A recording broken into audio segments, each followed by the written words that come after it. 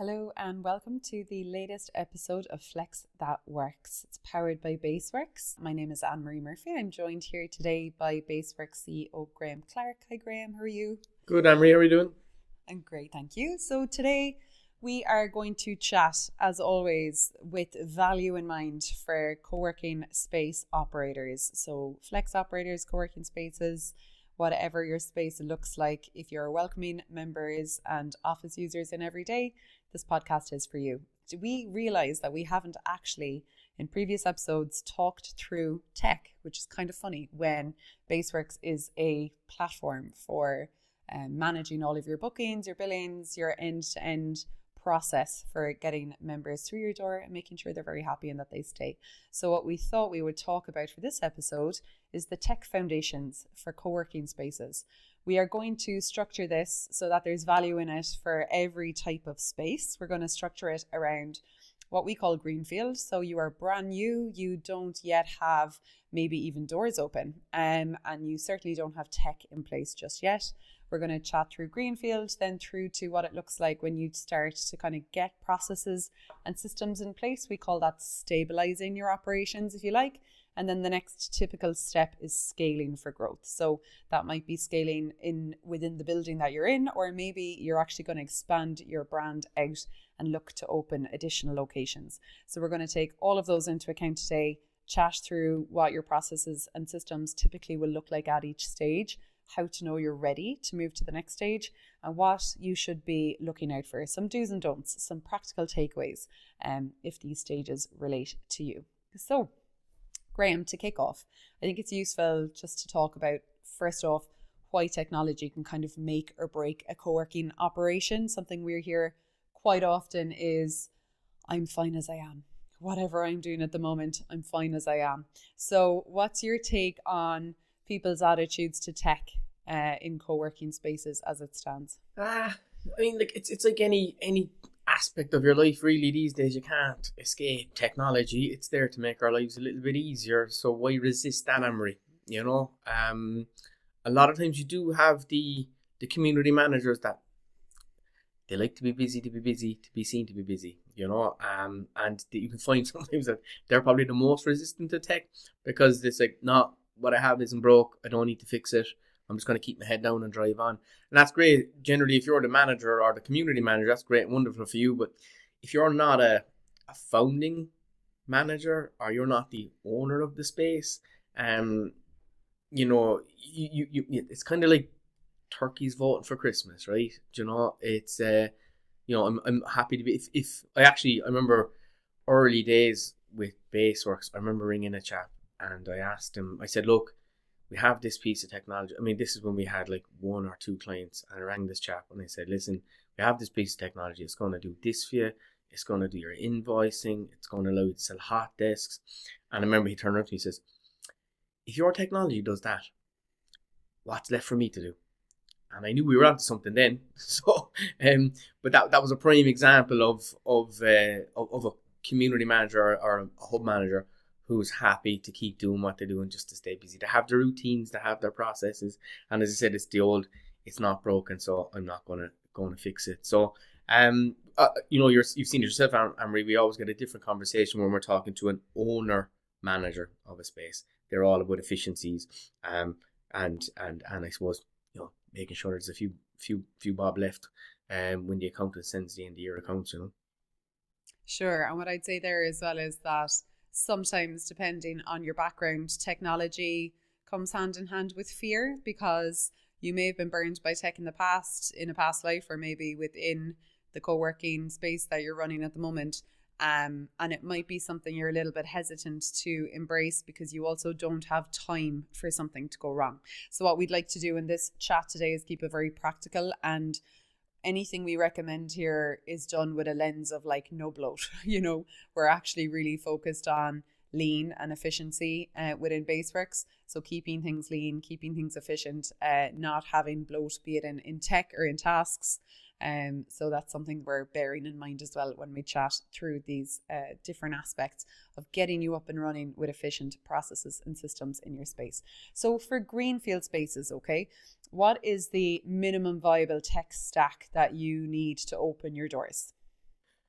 a website effectively would be the key thing you'll need. So people, look, that goes without saying. It's so obvious, but it needs to be said anyway. It's not. It's not. People have a million things on their Yeah. mind, and some things people feel like they're not ready for it yet. I don't think it is obvious, actually. So you'd start with a website somewhere that people can find you and your brand. Yeah, that's it. And to be honest, like I've had experience in the past. The thing about your website as well is make sure it's doing what it's meant to be doing. Ask yourself, what's the purpose on our website? If you're a social enterprise, and we come across it time and time again here, social enterprise, community, that's great and wonderful. And it's great to talk about your mission and how you're going to change the world and your locality and all that kind of stuff. But you have to, if what's bringing in the money is selling hot desks, make sure that's front and center. Make sure there's a big book now button up top, above the fold in the website. One. You know? Yeah, so a website that can take bookings. Exactly. A website. Yeah, so step number 1, we recommend setting up a website that can take bookings. Yeah, I think so. You know, how many websites you come across, Anne-Marie, and I'm blue in the face from giving out about how difficult it is in Coworking to book a hot desk for a day. And I know there's operators out there where that's not their core business. I think they're leaving money on the table myself. But look, that's just me. I think we're adamant on self-serve. All right, let the person get as far down the pipe for the value of what you're selling them. All right, like if it's a hot desk for 20 euros a day, they should be able to come in and book and just turn up.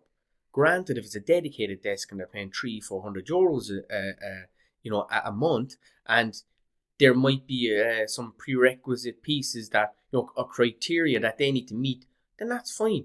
Collect the information in the form of a survey.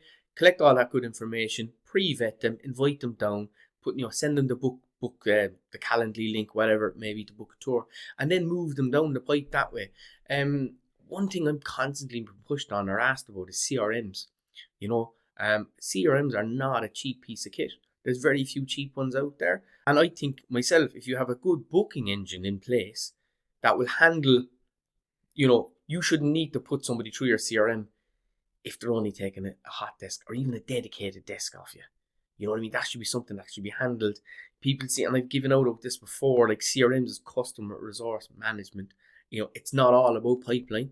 It's not all about the pipeline aspects or functionality of a CRM.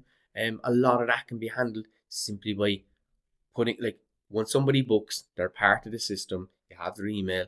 You're all GDPR compliant. You're entitled to reach out to them. Offer them the ability to come down at a discounted price and all that kind of good stuff. So yeah, I think the easiest thing is have a website that's set up to sell. And if you do own their offices, for sure, take inquiries. Nobody's going to come in and buy an office straight off. Go through the same user experience as a hot desk. So it's all about having your website crafted and tailored to the clientele you're trying to sell to. So again, as we've done, as you've just outlined there, the different customer types that we look at, you need to do that as well for your co-working space. And highlight, hot deskers, dedicated desks, bundles like we've done before for people that are in between hot desks and dedicated desks, own their offices. Then you're talking to a different type of clientele. You're talking to the bill payer, probably the owner of the business, maybe the leader of a team. So you need to start engineering the language even around that part of the website. And you need to understand what does the boots on the ground process look like? What does the real world process look like? And then you need to shape and craft your website to help and assist on all of that. So yeah, a good website is key. Not only just a website that talks about all the great and wonderful ways you're going to change your locality in the world. Sure. Okay. And I think I see a lot of value in when you are opening a space, putting language around your brand. So I think it's an admirable thing that people do when they get a website together and you have your brand in place. You've got a vision, obviously, for what you want this place to contribute. But definitely there has to be that, have your business hat on. What purpose is it serving? At the end of the day, some websites are brochure websites, where it's just, it's almost like a beautiful 5-star hotel, where you're going to see get the look and feel, and then you'll go in and book. Actually, depending on the offering, to Graham's point, you do actually want that website to take bookings for you. So get the sales cap on, be ready to take bookings nice and early. There's no reason you can't start selling if the doors aren't open yet. You can take you can take interest, you can take emails and start building your email list. So there are things that you can be doing to start driving business and proving the demand for your space right from the start. My next question for you was around just common kind of things to look out for. I don't want to call them mistakes because, it's a vulnerable place to be when you're starting any business. We've all been there. But what I will say is that I think we've covered it off there, whereby just be sure that like any kind of effort you are putting in or any investment of time or money you are putting into a website or anything like that, that you're giving an easy path for people to find you and transact. And that you're giving yourself a good old opportunity to get money through the door. Sorry, yeah, Graham? Before we move on, I think the other thing is meeting rooms. If you have meeting rooms, they are probably the easiest money you're going to make. If you can make sure that your meeting rooms interact with what your members see and what the public can see. We've been very careful in building out our functionality and our software that you can actually, the public can see what's available right now, and so can your members. Meeting room time, a lot of spaces, meeting rooms are just sitting idle. Not all the time, but there is times where they're sitting idle. You should be able to measure, monitor, and offer those and promote those and get people through the door. And as I keep saying, every person that comes through the door becomes an advocate, generally becomes a repeat customer. And one thing we need to understand in co-working is that it's not as mainstream an industry as we all of us on LinkedIn would like to think it is. Yourself, the people that are in the industry, we all think we've nailed it. Everybody knows about co-working. The amount of people out there that still have to be enlightened about the existence of co-working and how it can work to their advantage and how they can lean on this a relatively new segment within the corporate real estate industry. We still have a lot of education to do, and I think meeting rooms, when you're selling those and there's 8, 9 and 10 people coming through, you always have an opportunity there then, boots on the ground, say, hey, these are our desks, these are our offerings, we have events as well. So every person that comes through the door is a potential advocate or a repeat customer, and I'd always keep that in mind as well. So meeting rooms, absolutely, you should be selling meeting room time on your website as well. Yeah, sure. So I think for a greenfield space, maybe have a very clear view of what your offerings are. And when you're putting together a website in terms of your tech stack, the number one thing you're going to need is a website that enables real bookings or real inquiries to be made on it with as little friction as possible, so as few steps to get them over the line as possible. And then make sure you're including things and considering things like promoting meeting rooms, the hot desks, of course, and then events is a whole other piece again. So I would never feel like you're too small to have events. I've heard often from people who are just starting out and they say, oh, we'll get to that. It's the number one driver of new business. That successful spaces always quote to me when I say to them, what are you doing to do so well? They say events all the time. People love the opportunity to come through the door and see the space and they'll come back again. Okay, that's great, Graham. That's for Greenfield. So then we're moving on to stabilising operations. Okay, so typically from a tech perspective again, what's kind of the next layer that you would see of tools that are required when you're growing your space, but you have growth in mind, but you know that you can't grow the way you currently are. So that's what the stabilizing stage is about, right? You want to reduce any admin pain. You want to improve the member experience a little bit more. There are some gaps that need to be plugged before you're ready to properly scale. So what kind of tech would you look to be layering into the stack at this point? So the way I break these things out, Anne-Marie, is it doesn't. You've heard me say this before: finance, sales, operations, marketing, legal, tech, and HR. All right. So what we've touched on there is a lot of operations. So before you start, I suppose, bedding in your processes, you need a good stack. So on that, you need a good accounting software. And that doesn't matter where you are in business. I think starting out, even Greenfields will probably be wanting to look at even a lightweight accounting software. Obviously, that hopefully integrates with your co-worker management software.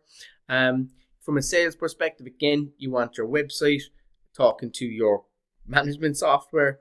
Marketing, again, we have the events piece in there, and then you also have your MailChimp and your various newsletter pieces for follow-ups and everything else. Afterwards, operations again would be the broader piece, and then communications and stuff like that would be WhatsApp, and Slack seem to be very popular and all of that. So once you're going to get all of that kind of bedded in, To scale, then I just think you need to be kind of keeping an eye out on what's slowing you down. So this is a point where you might be looking at things like access control might become a consideration all of a sudden, because you've so many people in and out the door. You're sick of spending money on fobs because they're getting lost by people. You need to be looking at, these are the kind of things you start to look at then as you mature.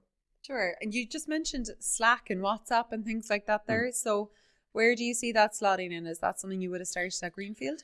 I would absolutely, because again, we had actually put a full messenger into BaseWorks at one stage, and it was, look, full kit and caboodle, great UI, UX, the whole lot and all of that. But these are communications that land in people's phones. A lot of the co-working spaces that we kind of have on the books have a tech element to it, and Slack is one that techies like. So we saw Slack coming in, and then WhatsApp. Sure, everyone. My mom was on WhatsApp. Everyone's on WhatsApp. So again, there's no reason. We just thought, why bother compete with those? And they're doing such a great job. I would start with one of those. And the great thing about WhatsApp and all that is there's no charge for membership on WhatsApp. You can have a WhatsApp group as long as your arm. A list as long as your arm. Slack, obviously, there's kind of limitations, and pricing comes in with the more members and stuff you add to it. And if you're a successful co-working space, you might hit the upper limits there of Slack fairly quickly. I think WhatsApp as a communicator is brilliant, and people can mute WhatsApp, they can leave and all that kind of good stuff. So it's all very measurable and manageable. And again, it's a nice way to hold on to. It's a nice way to reach out to previous members who may not be as involved, or who may have left town, or maybe transient in their behaviour. So I think an open communication channel. You see the one we use here, Anne-Marie, the swim is on today, we're having a bake off, someone lost the keys. Anybody have any recommendations for this or that? So it's not necessarily even run by the hub manager. It's a community, an absolutely community run channel. And that's something that I do think there's great value in starting that straight away. So you're never too small to have that. If there's 2 or 3 of you in there, great, even more of an opportunity. So to kind of start out the community on a closer level and get people knowing each other, and then you'll be growing very quickly. So you come into stabilizing then, and you're looking at, the comms piece included with everything else you've talked about. You're probably leveling up on your Slack membership, you're leveling up on your zero requirements and all of that. The next layer of tools that you're looking to actually pop in at that stage, is there anything critical that you think stabilizing spaces should have in place for that stage?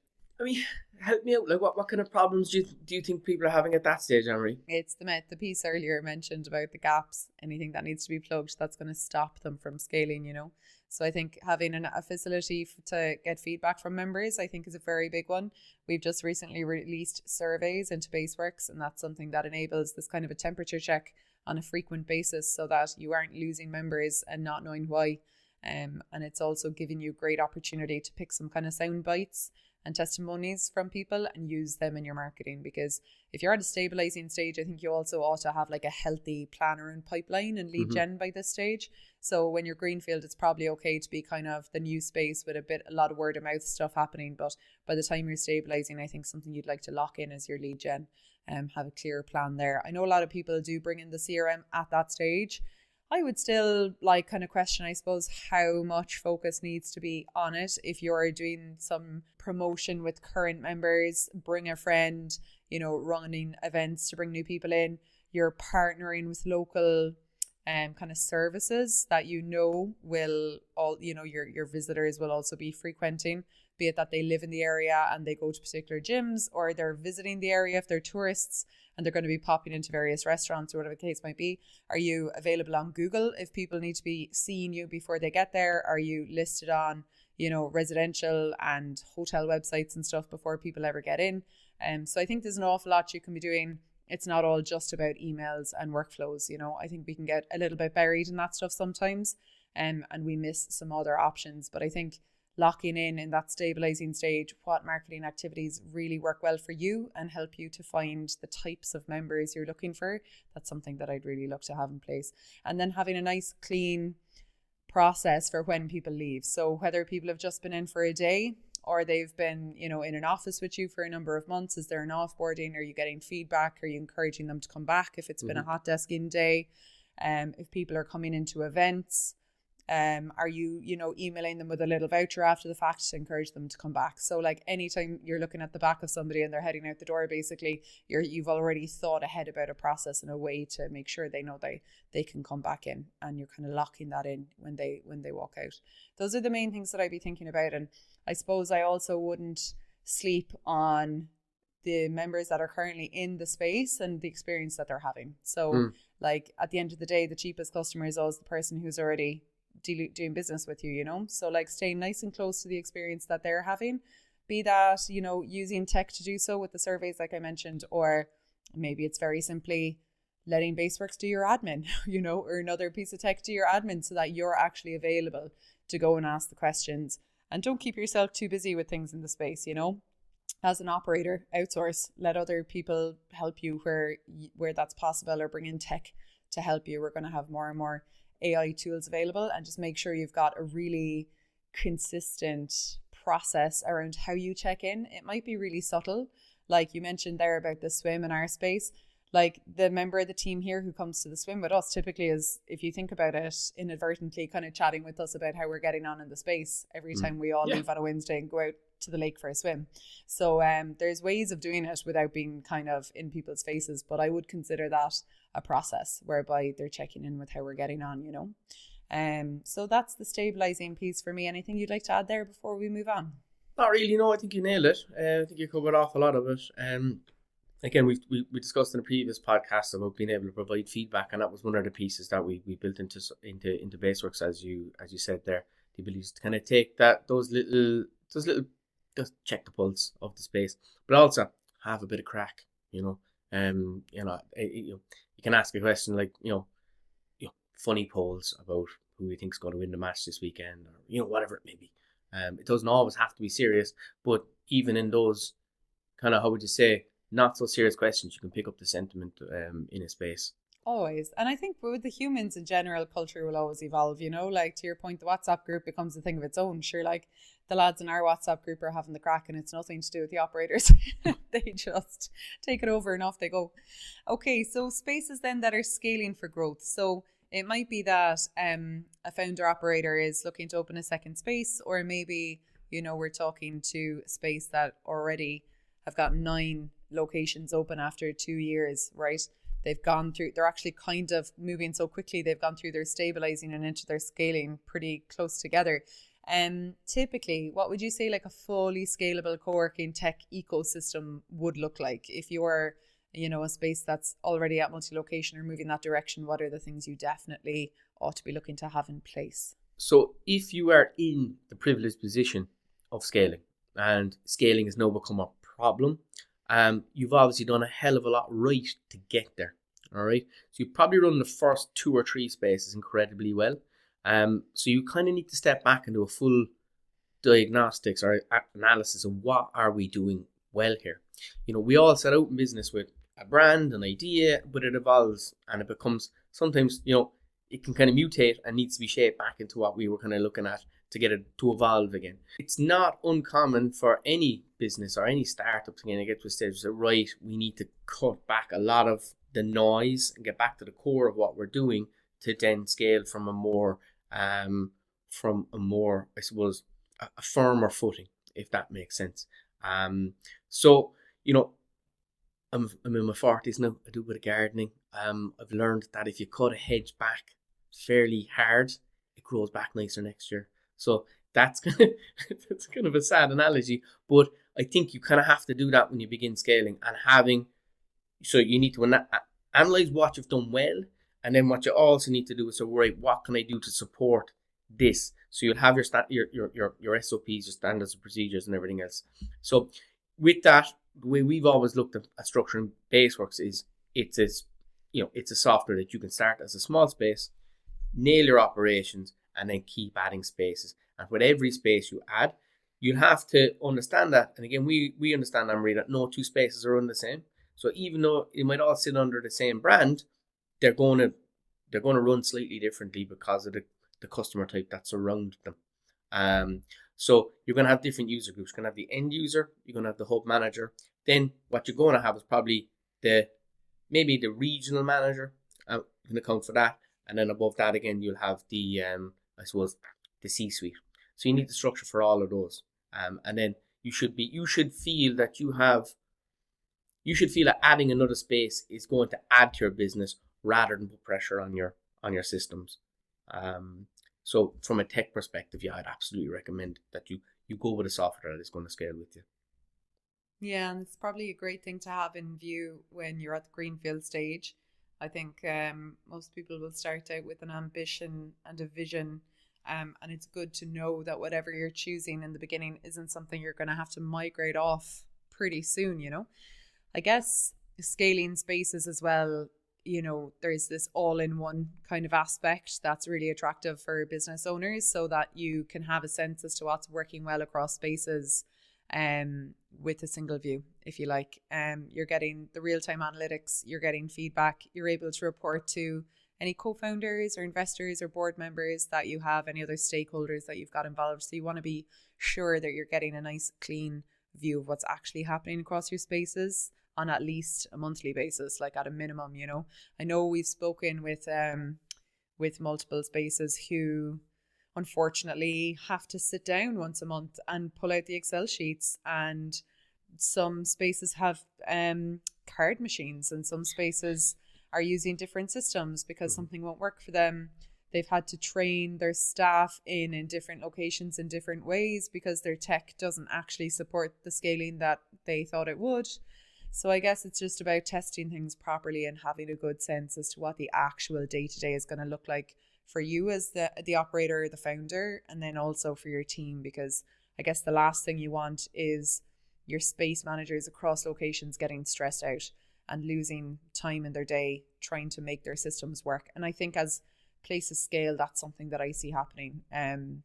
People say, look, we had it when we were at like 2 and 3 spaces and it worked okay, and now we're at like 14 spaces and it's just evolved. It's a total Frankenstein. Stuff's got added on. I don't even know what it's for. I'd love to hand this off as a task, but I actually can't because it doesn't work the same way twice. And I know it'll just cause more noise with people coming back to me asking me how it works. I know my team is stressed out, so I don't want to put more requirements on them. It's just, in all honesty, it's stuff we hear all the time. So sharing it so that, you know, if you're in that position and you think you're going to be sharing your space, just keep an eye out for what the realities of your system might be when you do start to grow. Yeah, well, like if you think of like hotels or very well known, you know, food franchises or brands, right? You know, if let's just say in a hotel somebody gets sick, or you know, the whole team or a lot of the team get hit with the flu, you can probably take staff from another hotel because they're all trained up in the same procedures and practices and implant them there. And the guests, or if that's done well, the guests won't know the difference, you know. Co-working, especially the brands and the expanding brands, will get there. They'll have to get there. So, you know, like that, it makes absolute sense to have one single system, one true view of the business. And again, you need to kind of cut out that, how would you say, that kind of ad hoc creation of processes on site that may affect the delivery of the service across the brand, you know. So yeah, we've kept that in mind from the beginning as well. So if I leave this co-working space today, I can go up to, you know, whoever's in the chain or the brand, the franchise, whatever it is. I turn on the system. It's the exact same system. I know how to get myself around. I know how to, you know, approve bookings. I know how to, you know, see who's in what meeting rooms. I know how to check the invoices. You know, I know how to set up an event. I know how to post a blog. I know how to, you know, do everything effectively.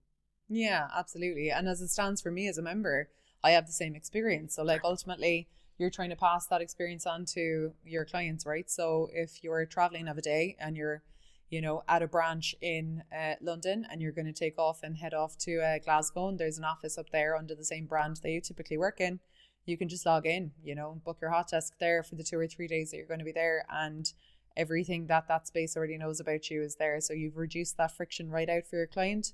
It's not stopping them. They're not like, do you know what, I know there's a branch of that brand here, but it's so awkward to log in that I'm just going to work in the hotel room in between meetings, you know, or go to a Costa. So You leave money on the table, yeah. And we do one funny thing, actually, Amory, when we talk to clients and prospects, one of the piece that they love is that as an end user, I can go in and get my own invoices.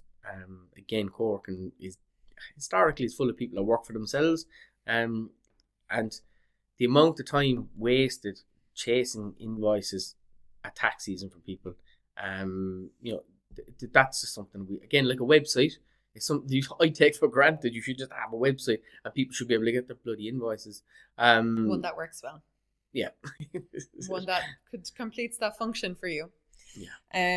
I think as well, when it comes to these spaces operating at scale and things, I guess the overall kind of comms piece and the culture piece, yes, it evolves, but you do kind of have to have a hand in it then at that stage. Do you feel like the comms thing, like we have the member directory in BaseWorks, so like you can go in and have a view of anyone in the space.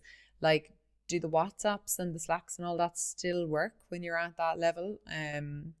Or what do you think a provider should be looking for who's scaled on the comms side of things? Yeah, I can't see why they wouldn't work hand in hand.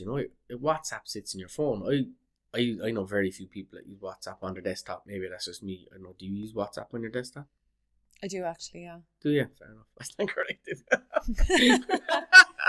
But I think like a tech that like is linked, I find myself wanting to like message within the space and not have to like swap apps and get out of it. You know what I mean? And I think the bigger you're getting, the more you just have to be realistic that you're offering a brand experience, So being hopping between apps and stuff, I think scaling spaces, it's something you probably need to look at.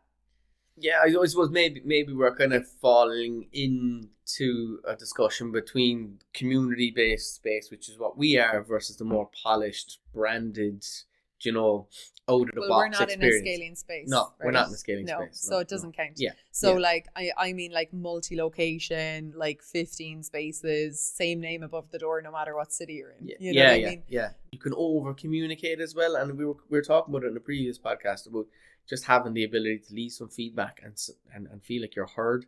And then I think with a comms perspective, as the owner operator or the manager or whatever, like, your purpose is for communicating is trying to get them back in the door. It's trying to get feedback to make sure that you provided a service noble of them coming back again. So, I mean, what am I missing there, Amory? Well, I think the piece I really think is keeping it all in the app. So, like, pop into your member directory, pick out the name of whoever it is you want to message, and off you go. You know what I mean? Yeah.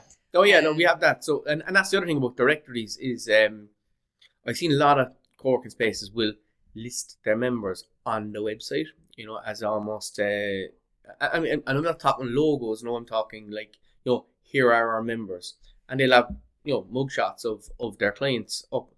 Those things are headshots, maybe not mugshots. Mugshots. Anyway, but those things are, how does it? They're actually relevant for about 15 minutes. Like, you go back in 6 weeks' time and it's like, this guy's not there anymore. So I think it's very, it's more beneficial to have that in the backs, but I don't want to say the back end, but on the user interface when they log in. And like that, I like the idea of having it in BaseWorks because I'm getting worse with names. I used to be very, very good with names, but now I'm getting very, very bad. And it happens to me every now and again where you get to go to the coffee machine and say, hi, how are you?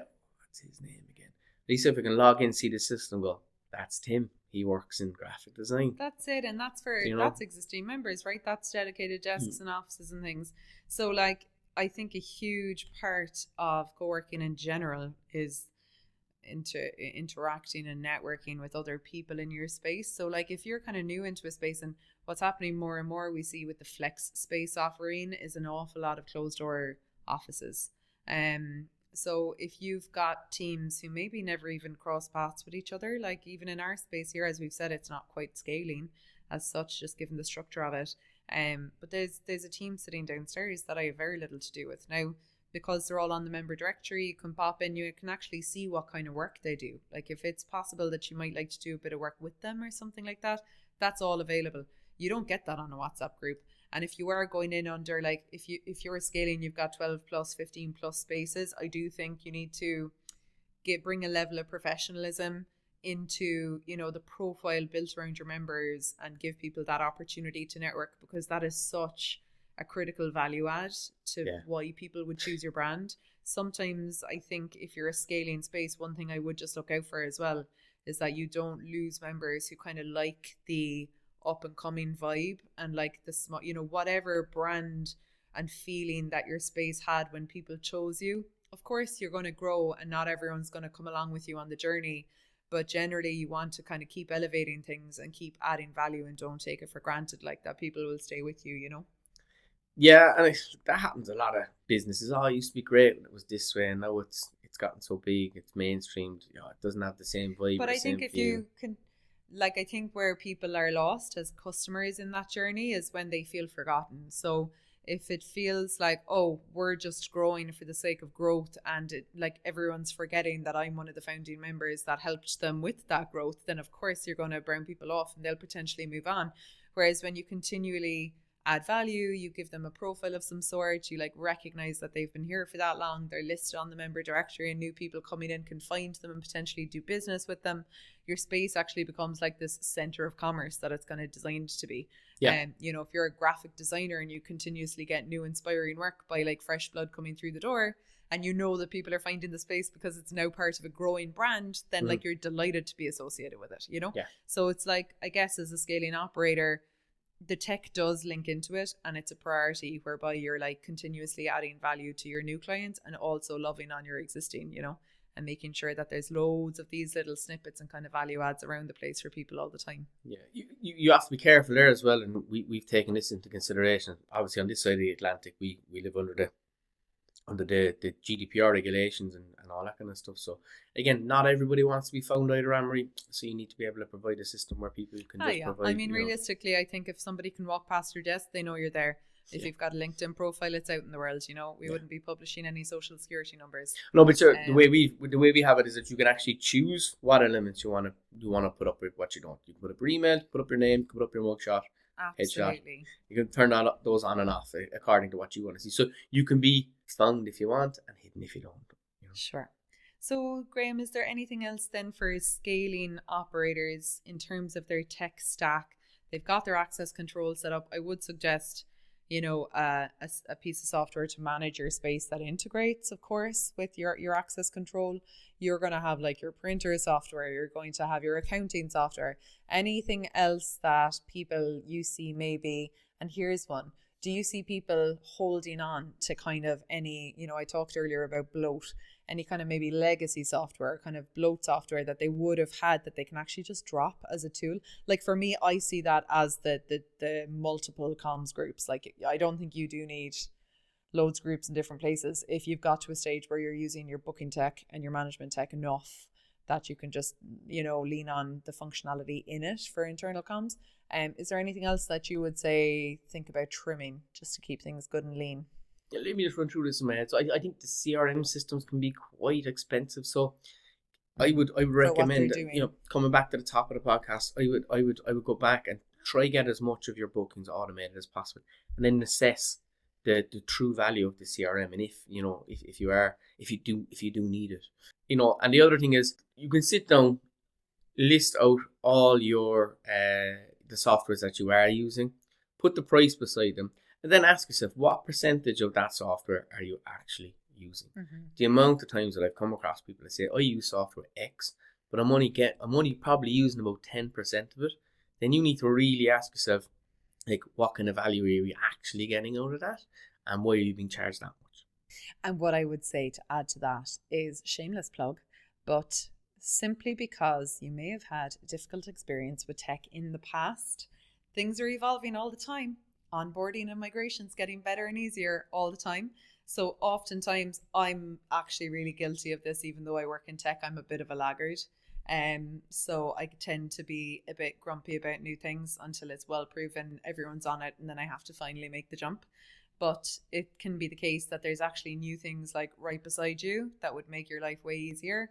And I do think it's worth, especially at that scaling stage, because you're clearly really growth minded and you've got an eye on things, be it give it to a member of your team or do it yourself. but just make sure somebody is keeping an eye on what else is out there. And somebody is talking to other spaces and finding out like what other people are up to and things, because that could make all the difference to you. You might not feel like what you have in place is bloat. You might think you are using everything, but sometimes you have to see the alternative before you can make a comparison and realize that there's a different way to do things. So I think just as a practice, it's not quite part of your tech stack, but it is a process piece. I would just make sure someone in your team is like outward facing and is looking at what else is out there. It's 2025, tail end of it now at this stage, and rumour has it that certain softwares are still sending out Excel sheets for onboarding. So to recap, we have covered off today Greenfield Spaces. If you are just getting started, the minimum viable, we would say from a technology perspective when you're starting out, is a website that is business focused, commerce focused, allows you to take bookings. So map out what your offerings are. Don't overlook meeting rooms as a viable offering. A lot of people say, oh, they're more hassle than they're worth, and what they don't realize, and you had a nice stat on this recently, Graham. What was that? So people think that their meeting room isn't worth listing because it's more hassle than it's worth to book, and they don't get bookings for it. But actually, when it is available on the website to book, it drove a lot of revenue for this space. What was the stat in the uplift? 40%. And I'd say the same for a lot. We come across a lot of operators as well. They're like, we're at 90% capacity with dedicated desks. Brilliant. You still have 10% of the space not sold in a dedicated manner. Hot desks can be seen as a hassle in a lot of instances. What I'd say to you again, make sure that you have a software in place that it's making it hassle free. Yeah. So don't underestimate the role of the meeting room. Make sure that's listed up there with the hot desks as well as the offices. You can take an inquiry for your office. It doesn't even have to be a book a tour. Like you can actually take, an intent to purchase, if you like, and move people, do whatever you can to move people down that transaction line nice and quickly. Ideally choose a piece of software that does that for you. So of course, BaseWorks, obviously I'm going to plug it. The way that we have built the system is so that it's frictionless. You get people through as quickly as possible. They transact as soon as they can. But whatever you choose, make sure that that's the case, okay? Even if it's forms on your website, whatever it is, don't be putting stuff in people's ways if they want to just get in there and make a booking with you, make it nice and quick. So that is the story in Greenfield. You also want to be looking at something to bring your existing kind of your members who are going to be into you every day or every couple of weeks, bringing them together. So you're probably going to set up a WhatsApp group or something like that to start with, and you're going to get your accounting in place. Coming in then to your stabilising of operations, you're going to look across all those key areas of the business that Graham outlined earlier. You're going to spot any gaps, anywhere that you've maybe invested in tech that you're not using, any systems that have run their course in the manual process and they're not going to work when you're multi-location. You want to get a system in place, some software that takes care of those processes so that you're moving off the old school Excel sheets and all that good stuff. And then when you're coming into your scaling, you're looking at a process that works really nicely across all of your spaces.